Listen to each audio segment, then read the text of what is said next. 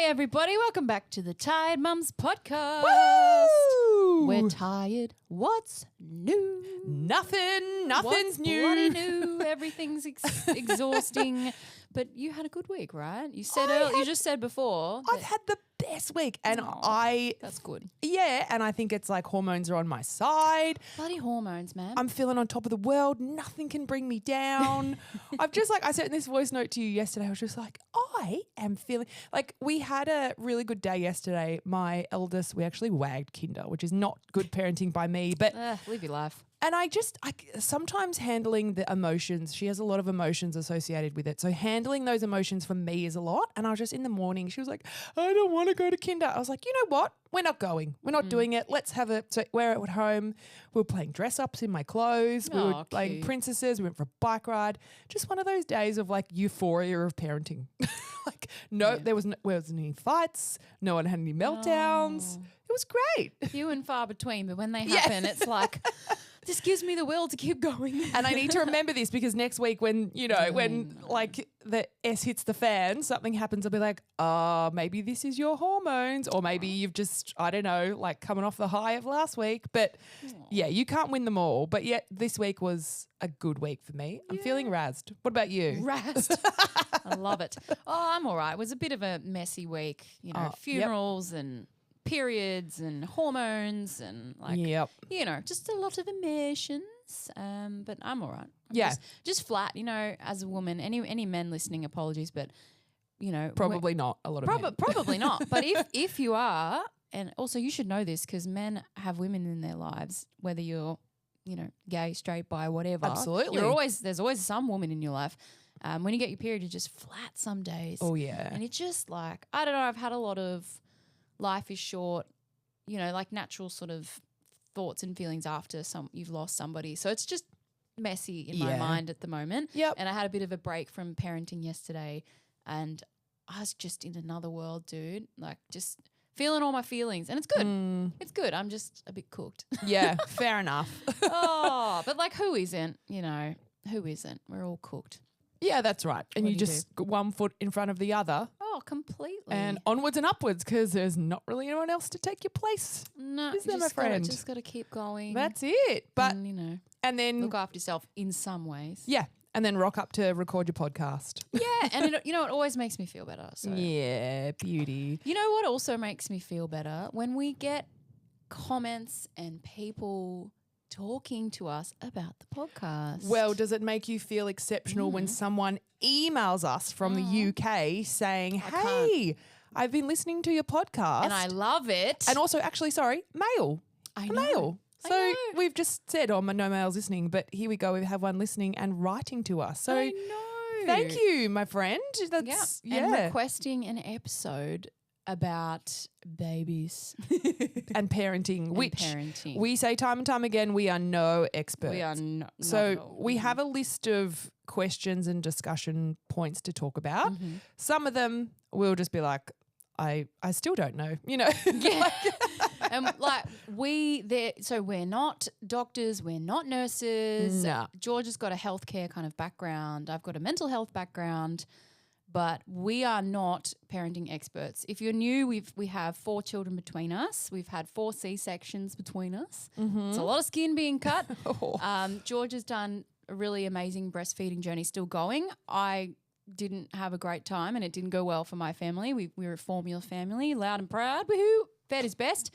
But we are not going to sit here and tell you how to parent, how to live your life. Never. We always will say you do what works for your family. Yeah. And as long as your kid is safe and you're following safe eating guidelines, safe driving guidelines, like Sleep, all that jazz. safe sleep guidelines, like everything else is what works for your family. And what we have done with our children and what we talk about today, if you listen to it and think, ugh, just don't take that with you. Yeah. It's very much like we're a judgment-free zone with anybody. And so, this is a safe space. It sure is. But we're not here to tell you how to suck eggs.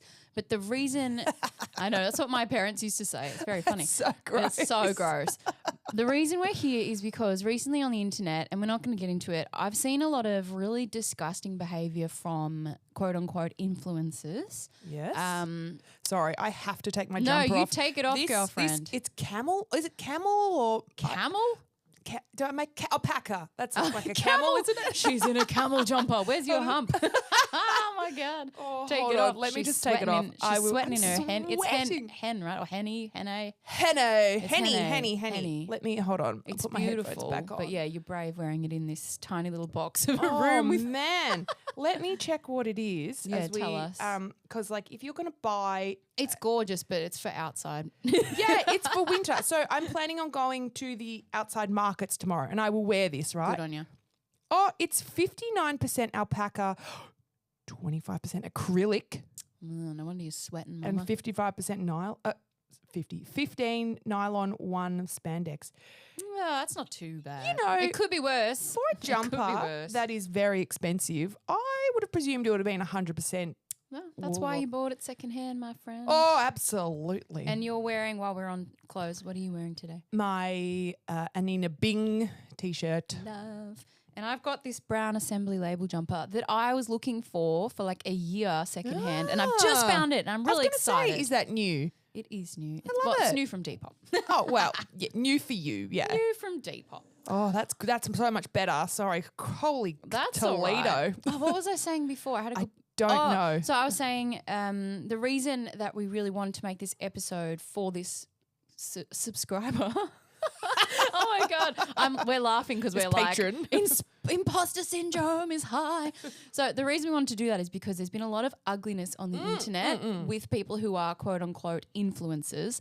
And these people have, 40 million followers. If you're listening and you know what I'm talking about, like, if you know, you know, right? You don't want to mention. No, I don't want to. I wanted to talk about it, and then I'm like, you know what? I don't want to be part of that. It's gross. And I've seen a lot Gross of energy. podcasts like actually talk about it because when you were saying to me, and I was like, oh, I have seen this just online, like on people's shorts and stuff, and I had no idea. So interesting to get a background, but like a run of the storyline or whatever, and you know more about it. But I'm like, I don't know. All I know, it sounds really toxic from what you explained. It's so toxic. And I agree with you. Like, and the whole premise of it is that this person, this male, is not using his power, privilege to do good things for the people that made him famous. His community. His followers online, right? Yeah. That's how you got famous. So we're not famous, and we No. have 25 subscribers on YouTube now, or 26. Thank you so much. And I don't know how many on Spotify, but it's more than 11 when we started. So I'm pretty happy. yeah, go on. And on Apple Podcasts, we're sort of there too.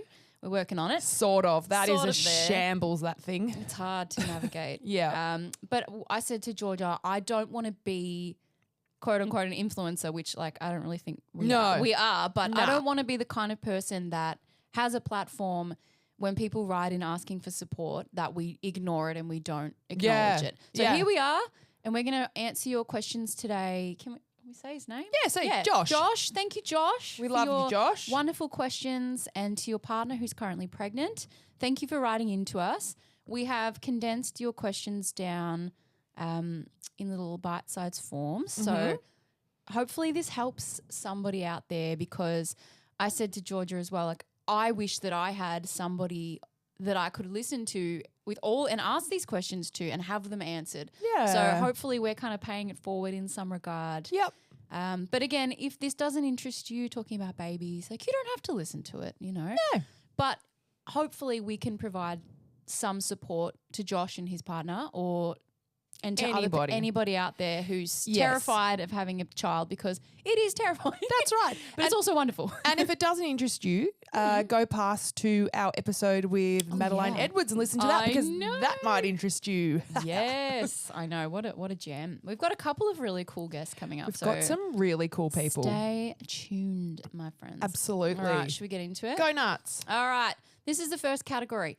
So Josh wanted to know quite a few questions around pregnancy and bonding and genetics, sensory play, affection and milestones, the kind of clothing and gear you need like media, toys and books, some routine stuff, which we probably won't get too much into sleep because it makes us crazy. I don't know. We don't.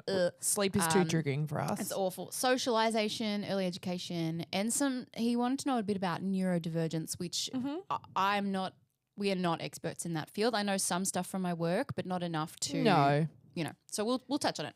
So the first question, he wanted to know the best ways to bond with the baby, the bump during the pregnancy.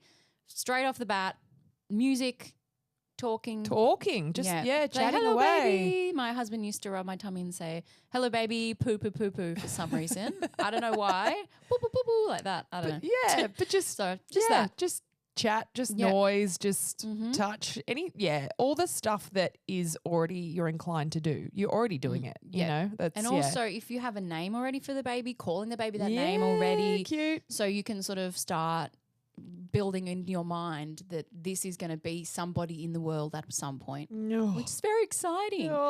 Okay, next one. Are there boundaries to keep in mind regarding pregnancy belly play, like tickling, kissing, stuff like that? No.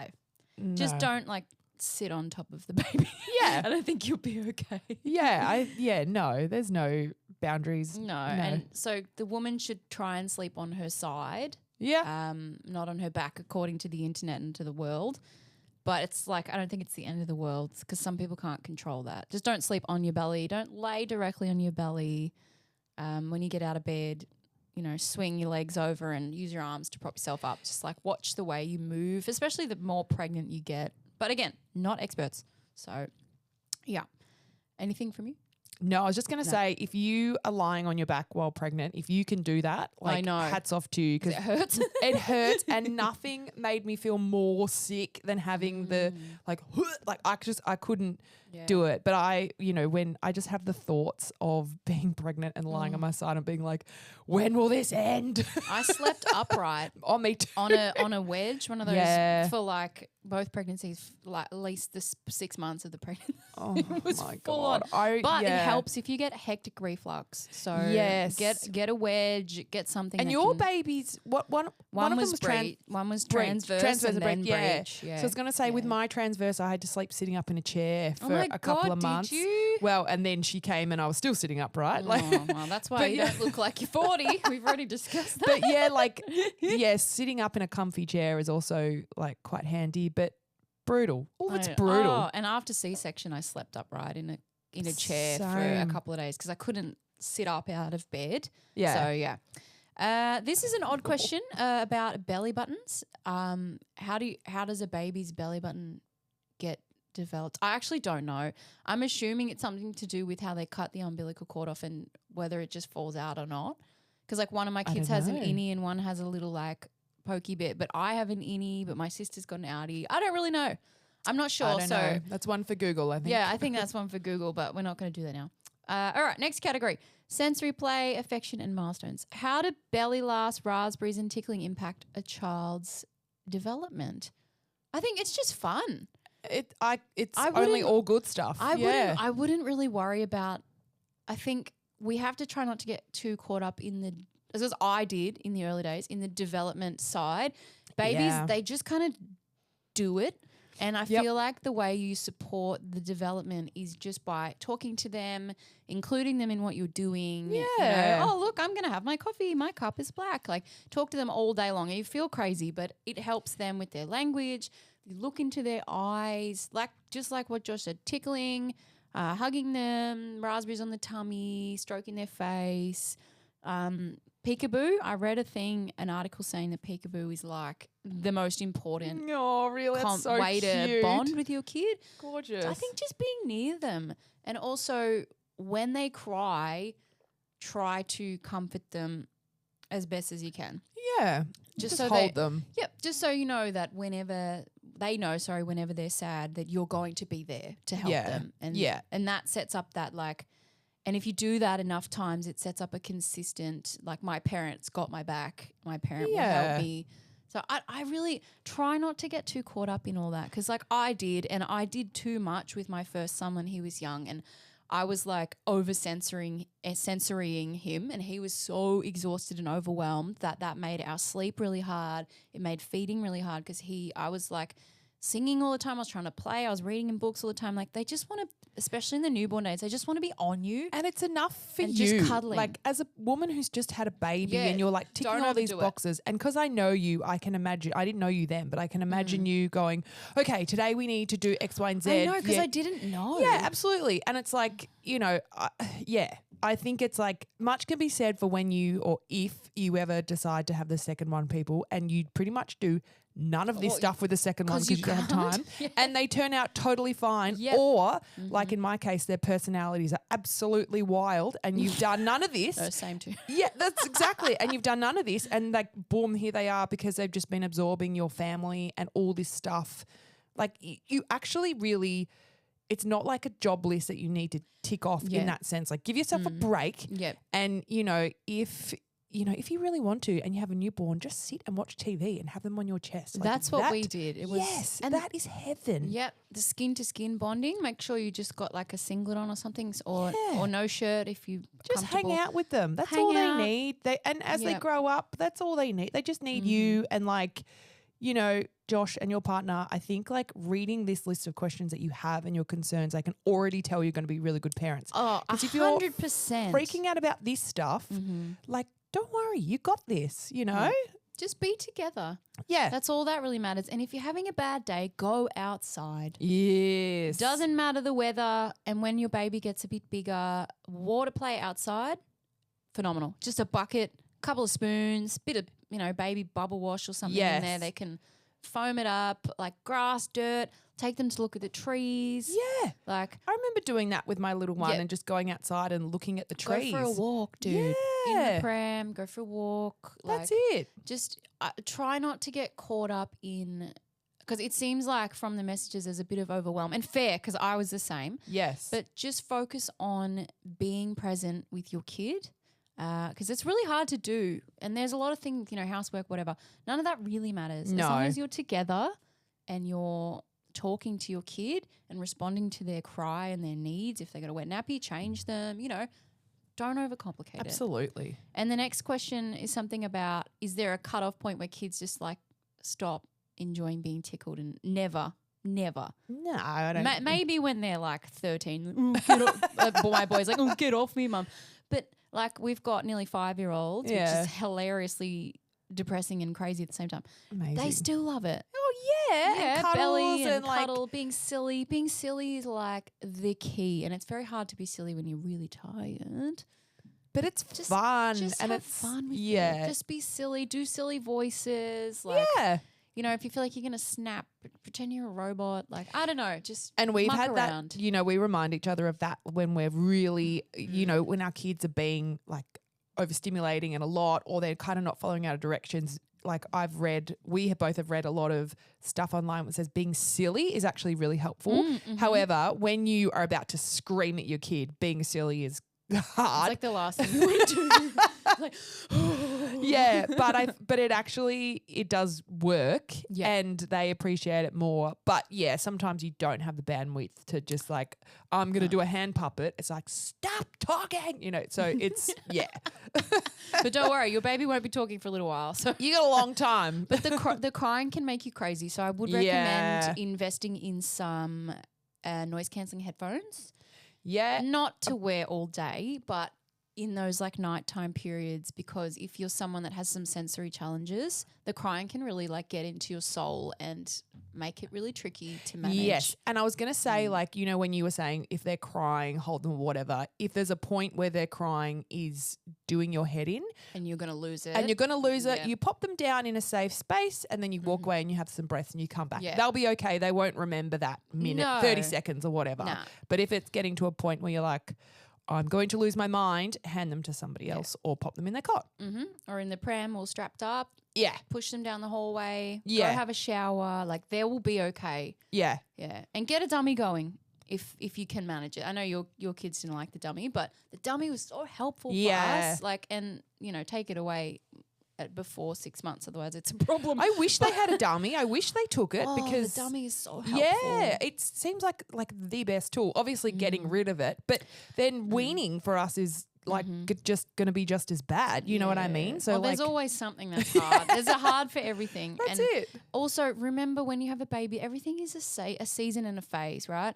There's going to be sleep regressions. There's going to be progressions of developmental growth. They're going to do things where you're like, just go to sleep. Oh, yes. But it all shifts. Yes. And I'd say after one, things for me, I don't know about you, but got significantly much easier. And then after like 20 months, nearly 2, things got much easier again because I'm finding that at 2 with my youngest. Yeah, we're kind of like I'm getting to a point where I'm like, it's not easy, but I'm like, this is better. This is way better. Yeah, well, they can talk a bit more. They can explain some stuff to you. I didn't tell you what my youngest said yesterday. She pointed to her mouth and she goes, teeth hurt. Oh, Baba. And that's another thing, teething. No one told me about that. Yeah. So just like teething is full on. So it is like, be prepared to understand that can really rock things. You've seen those memes where it's like, you know, is it teeth? Is it teeth? What's going Every on? day? Oh, it's her teeth. It's teeth. It's teeth. Like you just blame teeth for everything. Well, but it kind of is everything, right? And then you definitely can't a mood killer. Yeah, you can't tell if they're actually sick or if they've just got like a tooth coming. It's full on. When all of my kids got all their teeth earlier, my second one has all his teeth already. Yeah. I was like, thank God. Now I can finally stop being like, is it teeth? Absolutely. It's good just to get it over and done with. And then he says, how do you guys incorporate playful routines during like bath time, nappy changes, beach trips, blah, blah, blah? What gets the best laughs? I don't know if we can answer the best laughs because all kids are just mini people with their own things that they find funny. And you just kind of have to work out your own kid, I think. And I think like your kid is just naturally obsessed with you. So they will find you amazing whatever you do. This is like a great thing about having as long as you're kind. Oh, correct. As long as you, like if you're trying to make them laugh and you're kind, they will appreciate you no matter what, right? Because there's like a certain time period, I'm already finding with my 5-year-old, a certain time period where like you are the best. Like you were so cool. So beautiful. But then sometimes sass from my 5-year-old, like I'm not the best, where she's just like she'll roll her eyes at me already at 5. So, you know. And mine, my oldest rolled his eyes at her too when we were all together. She's like, you guys come over here, and both the 5-year-olds were like, oh yeah, that's like right. Rude. I was like, stop running, and they're like, don't roll your eyes at your auntie. Like, God, Auntie woman, Georgia, stop. Oh Stop telling me what to do. So the sass has already started, I know. but they still, you know, obviously, like they're still in the realm of wanting to be with us. We don't have teenagers yet. Well, I feel like I do some bloody days. Yeah, that's it. But yeah, just I don't know how to tell you how to be playful. Just you'll do it in your own way. You know, Yeah. we've all got our own way, and you'll work it out. Like with nappy changes, it was particularly hard. I used to give my kids when they got a bit older for their fine motor skills stickers, pull them off the wall, stick them on the wall. But you know, not everyone can do that. And now that they're older, when they get their nappy, well, the youngest one gets a nappy change. I'm like, where's the Diplodocus, you know, it's a dinosaur. And then he's like, I see it, you know, like you just, I used to have a string with tassels that I hung onto the wall. So the older one, when he was little, could like shake it. You just find things out, black and white stuff, stick it on the wall, stick it in the pram, like mirrors, like all really cool. Obviously mirrors that are not going to fall on your child. But, you know, you can be playful with all that stuff. Like you don't have to be like a character in a show for your kid. Like, just be that's yourself. too hard. Yeah. Just be yourself and don't put so much pressure on yourself. Yep. Okay, we're going to speed through. There's a few more questions. Essential clothing items for children. Onesies for me. I don't think you like one. Do you like onesies? Not anymore, but onesies as a baby, that's all the best. Yeah, that's what she really lived in. Burp cloths. Make it easy on yourself. You don't actually need to change your baby into everyday clothes unless you want to. And don't get shoes for them. They don't need it. It's bad for their foot development until they're walking. Like, don't bother with all that BS. It's just cute, but onesies, jumpers, maybe a jacket if it's cold where you are. I don't know, like beanie, a really nice blanket if it's cold. They're in the UK. You probably need like one of those pram muffs where it's like a insulated thing, foot muff. It zips around. You can get them cheap on like Facebook Marketplace. Something like that. Swimwear for baby. I don't know if you're swimming in the UK. That's I don't know. Something that's full length to block the UV. That's all I've got for you. And a hat, water hat. Clothes for transitions to preschool or playgroup. I wouldn't even worry about that. Put them in No. something you don't care about because they're going to get trashed. Yep. That's my advice. What are the key things to look out for when buying baby gear and equipment? Research it. Look have at a the Google. reviews. Yep. Go. I don't know what is in the UK, but here we've got Baby Bunting, which is like a baby shop. Go in there and say, who's the most experienced person here? Yeah, ask for help. What's the pram that everyone buys? Like, just buy the things that everyone buys because everyone buys them for a reason, right? Yeah, or do that and then get the brand name and then try and find it secondhand if it's easier, secondhand like for it's sure. cheaper. Sorry, yeah. If you know any friends that have had kids, people, when you have a baby, people will want to give you everything. And it's so Absolutely. kind. So take advantage of that. Yep. Media and books and toys, age appropriate TV shows for 1 to 12 months. 1 month. Okay, so they don't recommend kids watch TV, but like we're not anti-TV. So I don't know what the rules are around. Well, the rules. know. You do what you want with your own kid. But like for us, Miss Rachel, my kids love Miss Rachel. Super simple songs, which is like nursery rhymes. But we didn't really do TV until like 10 months or 12 months. I can't even remember, to be My honest. youngest one watched TV often because the oldest one watched TV. So like, what do you do? Yeah, Stuff that's low sensory, stuff that was in the 90s is very popular and recommended. But I don't think it doesn't really matter as long as you're not plonking your kid in front of the TV for like 4 hours. But some people do that because they have to work. So again, do what works for your family. Yeah, and we're not one to give you those recommendations. No. We don't because we're not experts. So what are the best developmental toys for early childhood? I don't know, dude. Look, they don't really need toys when they're baby, like little newborn They could just play with like spoons, like plastic spoons from the cupboard. Anything that's like crinkly or shaky, like rattles. I wouldn't, again, their brain will develop. Reading is supposed to be, and black and white images for little babies. But reading is king. So just read to your kid and that's not hard. Yeah. The flat books are really fun. And then for little babies, the books with like shiny, crinkly bits that they can touch and sensory, whatever. Yeah. Bedtime books. Look, I wouldn't even worry about that. Just go to the op shop or the thrift store, whatever you call it in the UK, and just pick up some random books and see, because your kid might hate the books you buy like mine did. So let them pick their own. Can we fast forward to the last topic that Josh has said about? So he sent. Have we got a lot of other questions? I'm just looking because there's a whole stuff about sleep. We're not going to talk about sleep. Sorry, Josh. Sorry, Josh. Look online at some of the sleep experts, if you will. But we do, even though we say we hate sleep, we do actually have a sleep person coming on. But I don't think she will want to talk about sleep. No, and she is going to talk about how the sleep culture is bizarro, essentially. It's going to be a really, really good conversation in terms of, how sleep creates stress where we don't really need it in terms of routines and stuff like that and natural things to do. Anyway. But what I will say is with sleep, just roll with it because it will shift, it will change and your baby will be up multiple times a night in the early days to feed and that's normal. So I didn't know that and I was like, why aren't you asleep? It's like they need to eat every 2 or 3 hours in the early days. Yeah. Sometimes more. So just roll with it. And there are regressions at 4 months, 6 months, 8 to 10 months, 12 months and 2. Yeah. So that means things will change and you just got to keep persisting with your routine that you've set up and it will resolve on its own. Yeah. But let's fast forward because we're running out of time. But to his last topic of conversation where he sort of said he is worrying about passing his ADHD and autism onto his daughter. Oh, and then he's also said, like, even if I do, no matter what, she's my baby girl at the end of the day. I want to be the best dad that she could possibly look up to or have in her life. Well, then you've already done it, Josh. Like, it doesn't matter. Winning in that regard. You've already, if you're worrying about this stuff, you're already a great dad. You're already doing it. Like, even if she does, as you said, even if she does, have ADHD and autism, like, she's so lucky to have you as her dad and you will do the best job and she will have the best life and you're nailing it already. Just be present with her. And so I don't know about what happens in the UK, but in Australia there's maternal health nurses. You have appointments where they go through all the autism, ADHD, or you can't tell ADHD at that age, but autism checkers and trackers. And so they will help you. They will watch if they notice anything, if you notice anything. Just have an open and honest discussion with them.